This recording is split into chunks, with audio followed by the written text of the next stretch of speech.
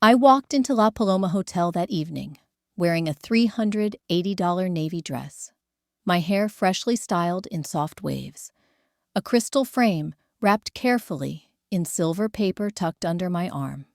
I thought I was stepping into a night that would finally belong to me. My father's text had said, "Come early, we'll celebrate you."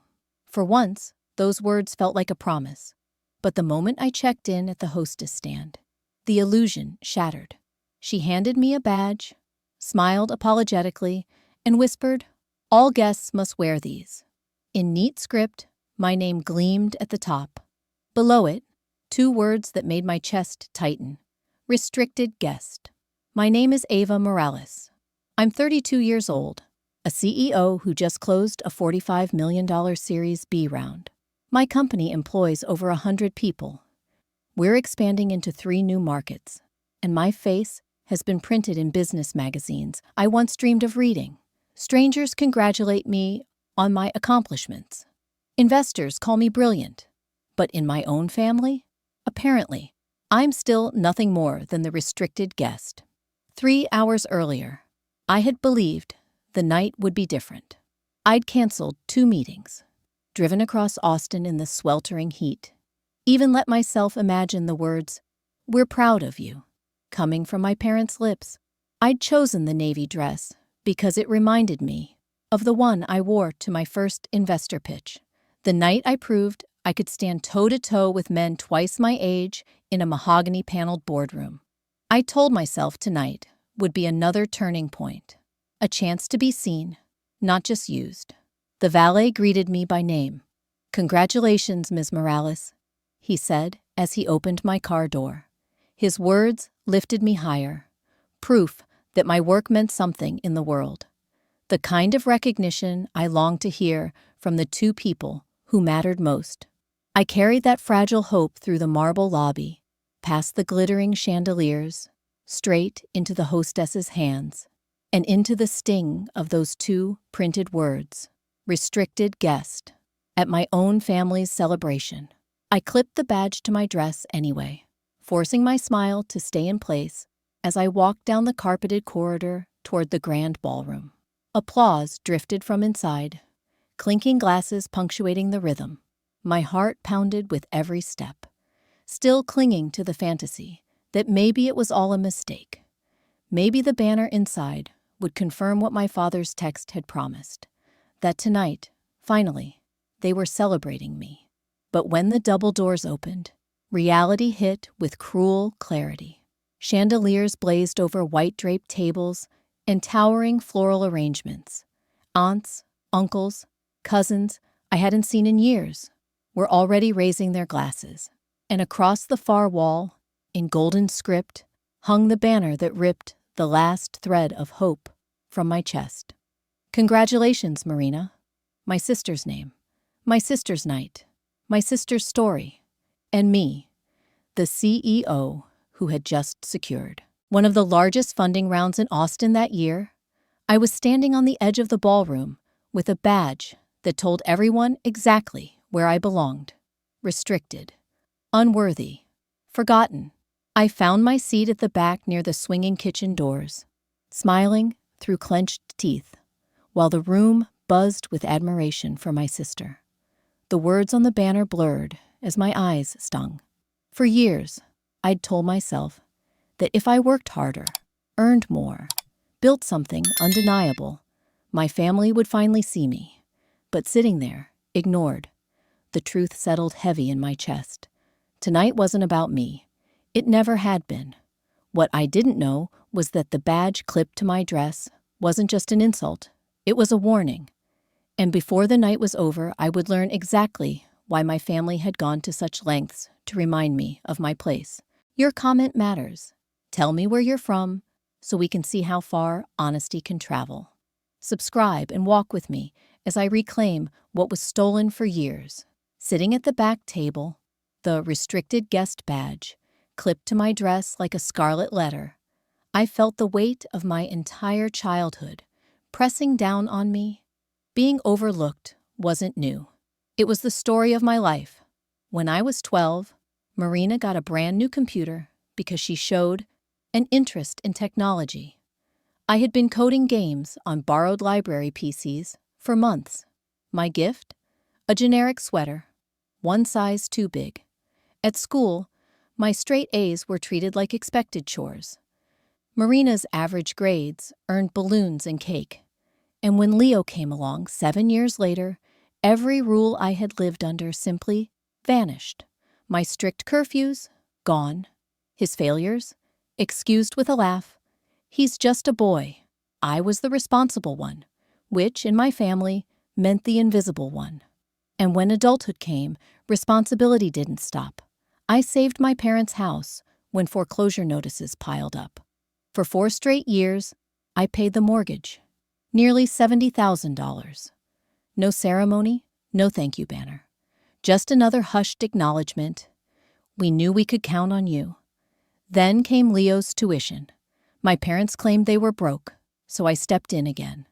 Semester after semester until his degree was complete. More than $50,000 out of my pocket. I told myself it was love, that family meant sacrifice.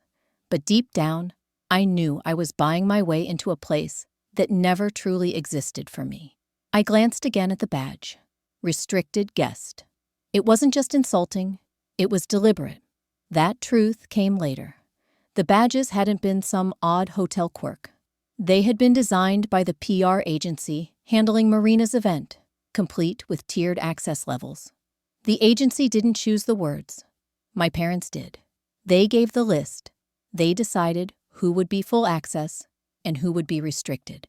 Their own daughter, the one who had paid their mortgage and Leo's education, was branded like an outsider. The knowledge turned my stomach. I had faced underestimation before. Investors telling me women don't scale companies. Boardrooms where I was the only person under 40, the only Latina in the room. But this was different. This was blood. And instead of lifting me up, they handed me a label that erased me. Around me, waiters swept through the ballroom with trays of hors d'oeuvres. They skipped my table without a glance. Marina, radiant in red, laughed at the center of attention, her glass of champagne catching the light. My father stood tall at the head table, smiling like he had just given away the crown jewel of our family. And me? I sat on the margins, holding proof of my erasure on a 2-inch badge. I felt my throat tighten as I reached into my bag, fingers brushing the gift I had brought. A crystal frame I'd thought would hold a family photo. I had imagined giving it to my parents, thanking them for finally celebrating me. The irony was so bitter, I nearly laughed. Just then, I saw her, my mother, gliding across the room in emerald satin, her smile flawless for the guests. She stopped in front of me, leaned close, her perfume sweet but suffocating. Her words came out soft, but sharp enough to draw blood. "Did you bring the diamond bracelet for Marina?" The MC's voice rang out over the sound system, polished and triumphant. "Tonight, we honor an extraordinary achievement. Marina Stevens has just been named the youngest vice president in First National Bank's history." The ballroom erupted into cheers, glasses raised high. My parents beamed, practically glowing under the crystal chandeliers. I clapped once, then let my hands fall. The restricted guest badge seemed to grow heavier, pulling me down into the chair. Then my father stood, his smile wide, his voice booming with the kind of pride I had spent my entire life craving. "As her father," he said, pausing for effect, "I can proudly declare that Marina is the first executive in our family." First. The word cut through me like glass. They didn't know. They had no idea. I wasn't just an executive. I was a CEO. I had closed a $45 million Series B round weeks ago. I employed more than 80 people. Investors called me a visionary. Yet in my own family's narrative, I was nothing more than the daughter who paid bills in silence. I felt my chest tighten. The room blurred. Before I knew it, I was pushing back my chair. The scrape echoed across the ballroom, as I walked toward the nearest microphone. Eyes followed me. Whispers rippled. My heels clicked against the marble, each step louder than the applause. I gripped the mic stand, intending to steady it, to prepare to finally say the words I had held back for so long. But something inside me froze. My throat locked. I couldn't bring myself to shatter the illusion. Not yet. Still, I leaned close, forgetting the mic was live, and whispered, more to myself than anyone else, "They don't know a thing." The words carried. Not loud, but clear enough. A ripple moved through the crowd. "She said what? Did you hear that? Is she trying to ruin this?" Heat surged up my neck. My hand slipped from the mic. I turned and walked back to my table, the whispers following me, like shadows. I wanted to scream, to stand tall and declare that I was already far beyond the pedestal they were building for Marina. But instead, I sat, shaking, listening to the applause that should have been mine years ago. The MC carried on, oblivious. Marina lifted her glass, smiling as if she were royalty. My father sat back down, his eyes narrowing in my direction, before he plastered on another public smile. The celebration resumed, but the whispers lingered. At my table, the badge against my dress felt like a brand. I thought about the investors who would see the clips, the journalists who might twist my slip of honesty into arrogance. It didn't matter that I had raised millions or built something from nothing. Tonight, I was the villain in a story my family had written without me. The plates were cleared, champagne flowed, and then my father appeared beside me, his hand still holding the stem of his wine glass. He bent slightly, his voice low but sharp, enough to cut. "Your sister deserves more than applause," he said. "The family gift isn't enough. We want you to add $1,200 so she can buy the diamond earrings she's been eyeing." I stared at him, stunned. My father's pride-filled speech about Marina being the first executive still echoed in my ears, and now he wanted me to bankroll her celebration. The whispers swelled again around us, and I realized the night was far from over. They announced her as the first executive, but I was already a CEO. The words pulsed in my head like a drumbeat as I sat in the back corner, clutching my phone like a lifeline. A new buzz lit up the screen. Amanda, my assistant, had followed through. Her message was blunt and precise. All auto payments canceled. Mortgage, tuition, utilities. Done. Car loan $10,200 flagged. Lawyer notified. Confirm priority status. I inhaled sharply. 4 years of silent payments. 4 years of buying peace I never received.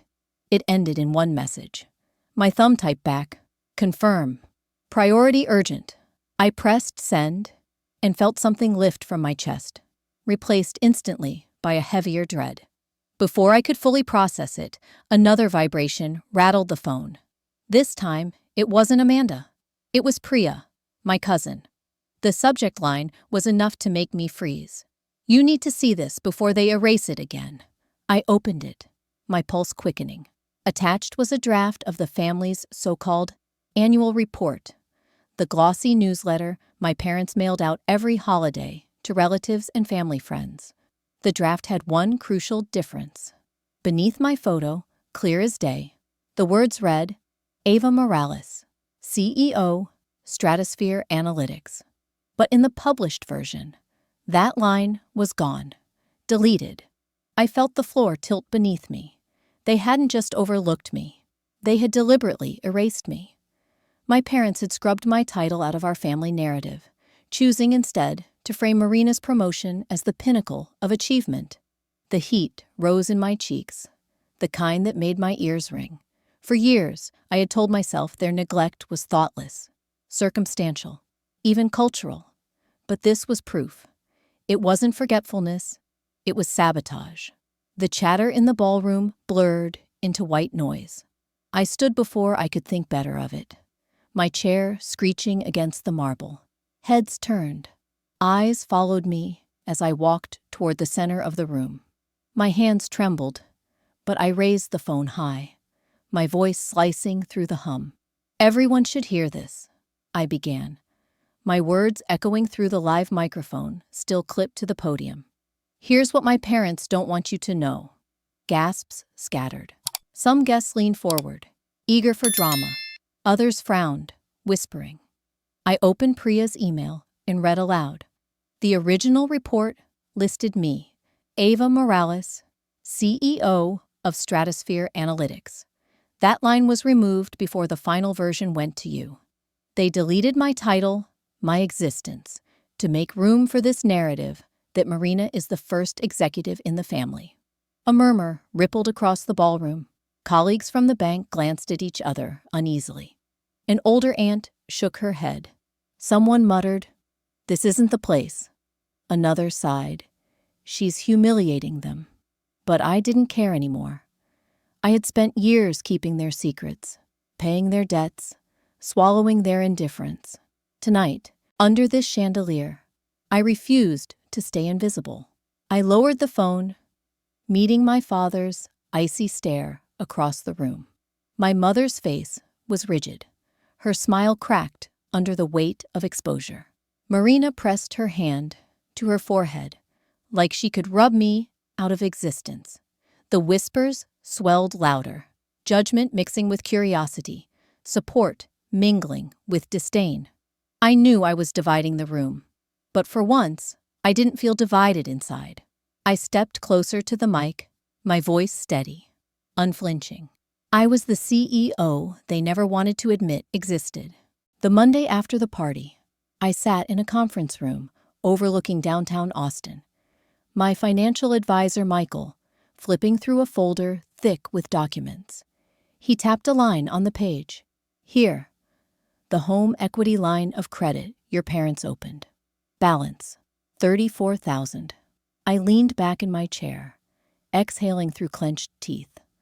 I had signed the paperwork years ago, told it was temporary, a bridge during my father's rough patch. Instead, it had become another invisible chain tethering me to them. "What are my options?" I asked. "Short term, you can cover it. But I know you're done with that," Michael said, his eyes searching mine. "The other option is to notify the bank you won't guarantee future draws. That forces them to refinance or default." My throat tightened, but I nodded. Notify the bank. Effective immediately. It was like cutting a cord that had been strangling me for years. But even as I said it, guilt gnawed at me. Guilt was the constant companion of any boundary I tried to set. That night, scrolling through my banking app in my apartment, I noticed another tether. The supplementary cards my mother carried. Gas, groceries, online shopping. All of it linked to my account. One by one, I hit deactivate. A sense of control rushed through me. But the next morning, a voicemail shattered it. "Ava, it's Mom. The pharmacy declined my card. I couldn't pick up my prescription. Do you know how humiliating that was?" Her voice cracked with anger, but underneath, I could hear the panic. I closed my eyes, my stomach twisting. I had meant to replace the card with a prepaid account for essentials. I hadn't expected the timing to collide with something important. My intentions didn't erase the consequences. Still, I told myself, they had relied on me for too long. My mistake was proof of why I needed to step away. They needed to stop leaning on me like a crutch. The next day, I sat at my desk staring at my LinkedIn profile. My cursor blinked in the empty status box. For years, I had posted polished updates, press releases, funding milestones, interviews. But this time, my fingers typed something raw. After years of carrying my family's financial weight, mortgages, tuition, loans, I've chosen to cut all support. Not out of cruelty, but to teach them independence. Leadership isn't only about building companies. It's about setting boundaries, even with those closest to you. I hit post. The response was immediate. Dozens of colleagues and acquaintances chimed in with praise. Inspiring courage, real leadership. Boundaries are power. For a moment, I felt vindicated. Then the private messages began. An investor in San Francisco. Appreciate honesty, but publicizing family matters like this could spook LPs. A mentor from my accelerator days. Careful, Ava. Transparency is good.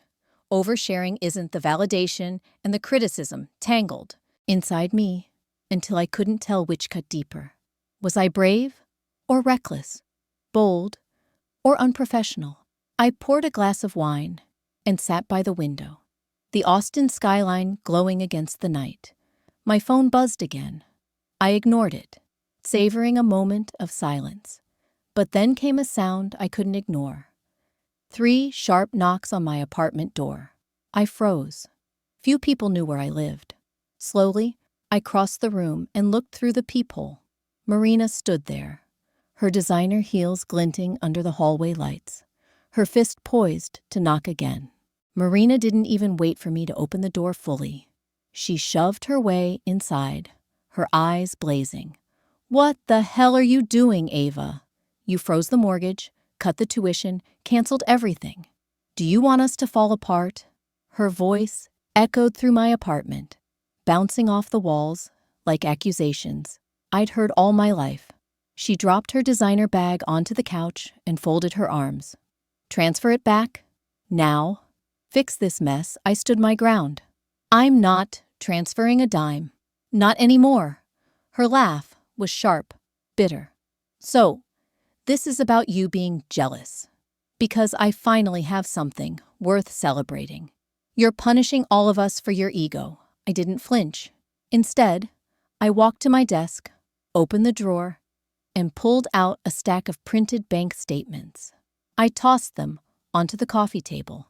"Look closely," I said. She frowned, flipping through them. Her face paled when she saw the highlighted line items. "What's this?" "Payments," I replied. "Tuition installments. For your MBA. Pulled straight from my account.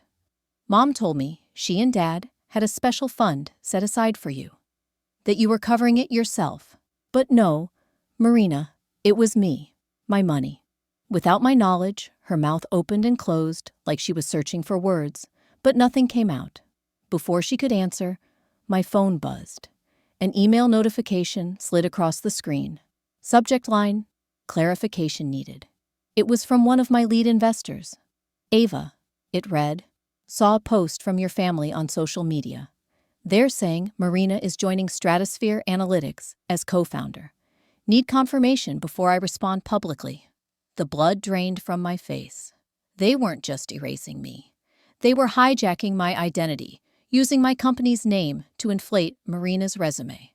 They had leveraged my work, my credibility, to build her up. I looked up from the screen, fury radiating from every pore. "Do you see now? They've been using me all along. Even my company isn't safe from them." Marina shifted uncomfortably, but her tone stayed defensive. "Maybe they just want us all to look successful. Families do that. Families don't erase one child to glorify another." I shot back. The rage boiling inside me needed an outlet. My eyes landed on the velvet box on my dresser, the one holding the bracelet Mom gave me when I turned 16. She had called it a family heirloom, something to remind me I'd always belong. I grabbed it, flipped the lid, and pulled out the delicate silver band. For a second, I hesitated, memories of my teenage self clutching it on nights when I felt invisible. Then anger took over. I marched to the kitchen, lifted the trash lid, and dropped it in with a clang loud enough to make Marina jump. Her gasp filled the silence. "You can't be serious." That was priceless. "Not anymore," I said, my voice steady, but trembling inside. "It was just another chain, and I'm done wearing chains." Later, people would question that moment. Why destroy something symbolic, a family relic? Why not keep it as proof, as memory? But in that instant, I needed to show Marina, and myself, that the hold they had over me was broken. Marina's face twisted between shock and fury. "You've lost it," she hissed. She stormed toward the door, muttering, "Wait until Dad hears about this." The slam of the door still echoed when my phone buzzed again. A text from Dad lit up the screen, short and commanding. Sunday, 3:45, family meeting, mandatory. Sunday came faster than I expected. At 3:30 sharp, I pushed through the glass doors of Longleaf Cafe, the bell above the entrance chiming as the smell of roasted beans and cinnamon wrapped around me. Normally, it was a comforting place, a spot I'd chosen because it was public, neutral, safe. But today, every sound felt magnified. The hiss of milk steaming, the clatter of cups on saucers, even my own heartbeat felt like it was rattling the windows. My parents were already there, sitting stiffly in a corner booth. My mother wore her pearls, her armor for every confrontation. My father's hands were clasped so tightly, the veins bulged. Marina leaned back, scrolling through her phone, her heels crossed as if this meeting was beneath her. Only Leo looked out of place, his shoulders hunched, his gaze darting anywhere but at me. I ordered a black coffee, partly to buy a moment to breathe, partly because I needed something to hold. When I slid into the seat across from them, my father spoke first, his tone clipped. "We're not here for a fight, Ava. We're here to talk about the chaos you've created. The mortgage company is calling. Your mother couldn't even get her prescription filled. Leo's tuition payment was reversed. You've put this entire family at risk." I met his eyes. "No, Dad.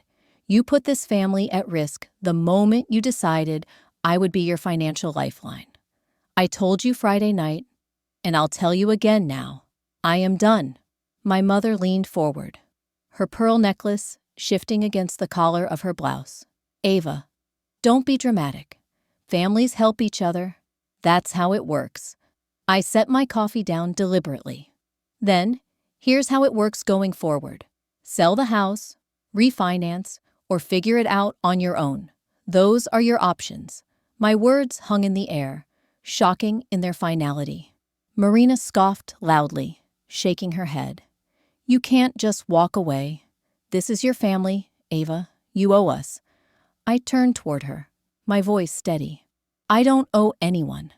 For years I paid your bills, covered your tuition, kept the roof over your head, and not once did any of you acknowledge it. Not once did you celebrate me the way you celebrated Marina's promotion." "Enough," my father snapped, his face reddening. "We're not going to rehash ancient history." I leaned forward, lowering my voice. "It's not history, it's math, and I'm done letting you rewrite it." I pulled out my phone and slid it across the table. "Check your inbox." They glanced at each other, reluctant, then fumbled for their own phones. Within seconds, their screens lit up.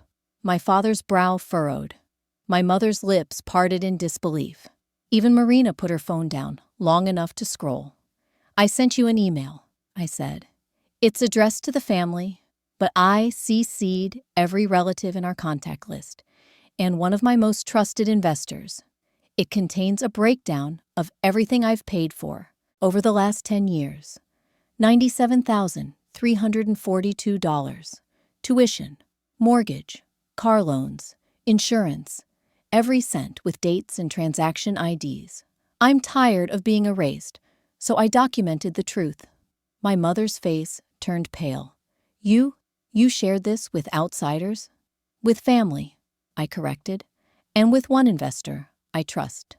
If you want to keep spinning stories, you'll have to do it knowing the record is out there now." My father's jaw clenched so hard I could see the muscles twitch. "Pull it back," he demanded. "Delete it before more people see." I shook my head. "No. For once, the silence doesn't protect you. It protects me.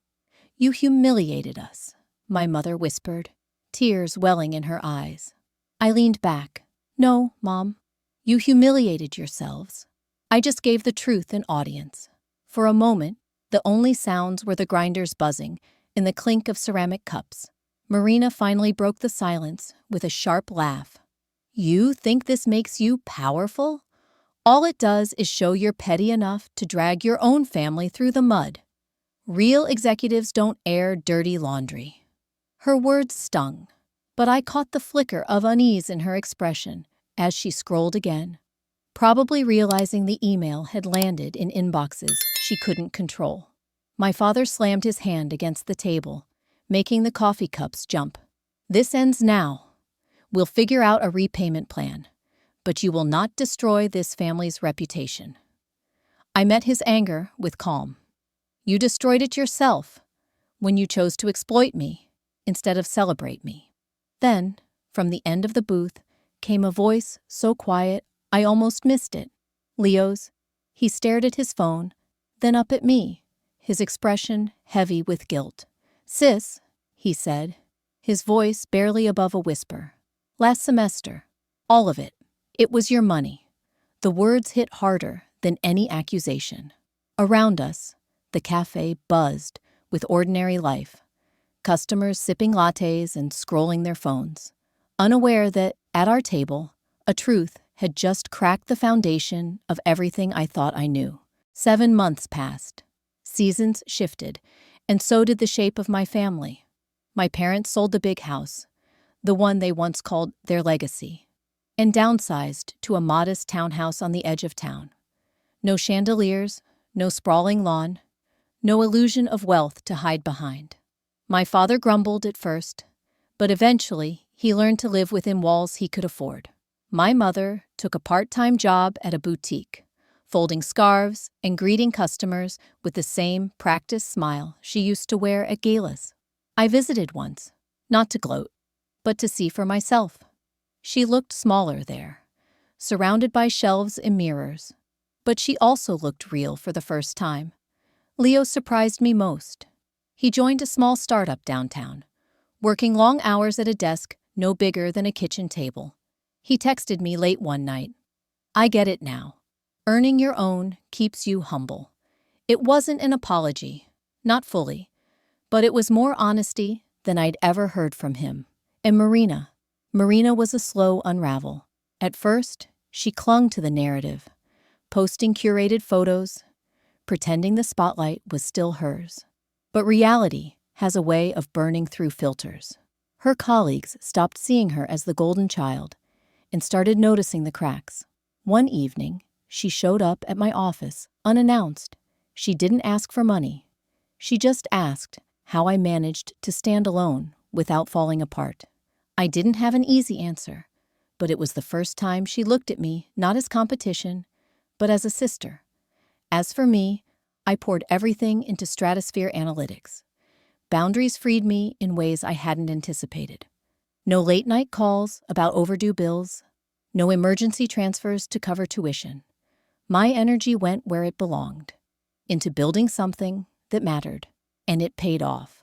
7 months to the day after that disastrous ballroom event, I signed a multi-million-dollar contract with a global firm. Cameras flashed, investors clapped, and for the first time, I felt celebrated in a room where the applause was truly mine. But success wasn't the real reward. The real shift came in the quiet moments, in the mornings when I woke up without dread, in the evenings when I closed my laptop knowing the only expectations left were the ones I chose. Looking back, I see it clearly now. Love is not a blank check. Affection doesn't come from deposits and wire transfers. I had tried to buy belonging, but belonging cannot be purchased. It must be mutual, free, chosen. Boundaries aren't walls to shut people out. They are doors with locks, open to those who respect what's inside. Setting them was the hardest thing I've ever done. But it was also the only way to let whatever love remained survive. My family is not perfect. We may never be. But in the aftermath of loss of privilege, loss of illusion, we finally began to see each other, not as accounts to be tapped, not as roles to be performed, but as people. And for me, that is enough. Because sometimes the strongest act of love is saying, "This far, no further." Sometimes the deepest proof of care is refusing to let yourself disappear for the sake of someone else's comfort. That's the lesson I carry. the one I hope you hear in my voice. Love endures only when it's rooted in truth, and truth can only live where boundaries are respected.